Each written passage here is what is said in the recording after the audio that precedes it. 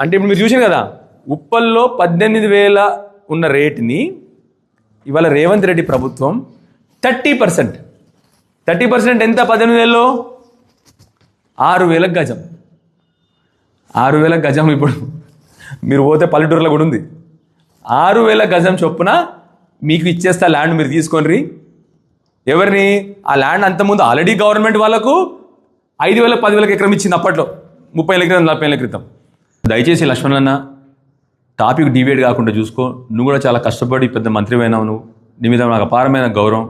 ఇది రాష్ట్ర సంపాదన, ఇది మన భవిష్యత్ స్థల సంపాదన, నా కొడుకు సంపాదన, నీ కొడుకు కూడా ఆస్తి. ఇది 10,000 ఎకరాలు ఔటర్ రింగ్ రోడ్ లోపల సిటీ మధ్యలో. దయచేసి అర్థం చేసుకోవాలని చెప్పి లక్ష్మణ్ను కోరుతున్నాను. దీనికి ఫామ్ల ఈకి గవర్నర్ గారు ఆల్రెడీ మీకు పర్మిషన్ ఇచ్చినారు. గోహెడ్, ఏం చేస్తారో దాని గురించి మీరు గోహెడ్. మేము ఏం ఆపట్లేదు కదా ఫామ్ల ఈ, మీకు గవర్నర్ గారు కూడా పర్మిషన్ ఇచ్చినారు. ఇంకేం కావాలి మీకు? దయచేసి మళ్ళీ టాపిక్లు డివిజేట్ చేయకండి. నేను స్టార్టింగే ఏం చెప్పినా మీకు, డే 1 నుంచి ఇదే జరుగుతూ ఉంది, డిస్ట్రాక్షన్ పాలిటిక్స్. ఈ జియో రేవంత్ రెడ్డి అనగానే గుర్తొచ్చేది రియల్ ఎస్టేట్.